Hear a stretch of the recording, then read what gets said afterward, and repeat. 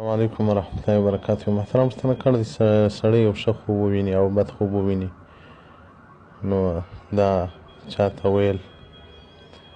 محترمه، مرقات جلد اتم صفحه 428 کتاب الرؤیا حدیث رقم 3612 کې د ابي قتاده رضی الله عنه روایت دی. رسول الله صلی الله علیه وسلم بارک وایي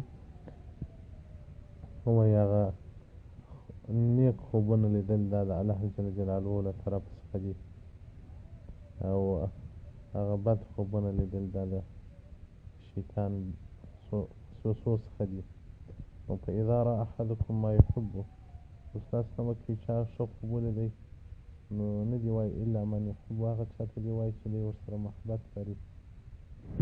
او که چا خوب ولیدی او هغه خوب بد خوب و، بیا دې درې واره اعوذ بالله شریف ووایي، د الله جل جلاله څخه دې پناه وغواړي د شر د شیطانه څخه او له شیطانه څخه دې د چپه طرف باندې درې واره لاس چوک کړي پلي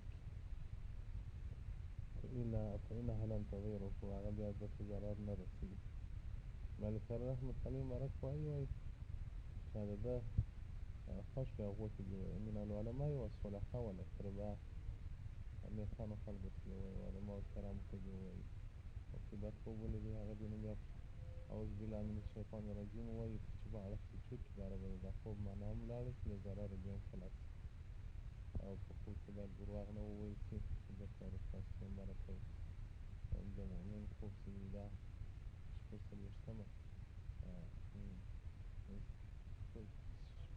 شپږ جز د نبوت، نو باید په خوب کې سړی درواغ نه ووایي او خوب ښه چاته ووایي.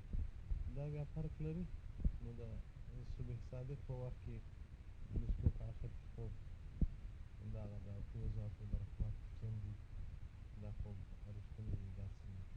په نورو اوقاتو کې سړی خوب وویني نو اکثره د شپې خوبونه ښه وي، او کوم خوب چې سنت وي او د انسان لپاره الله جل جلاله مقرر کړی وي په هغه وخت خوبونه لیدل، دا نو هغه حقیقت هم پیدا کوي. السلام علیکم ورحمة الله وبرکاته.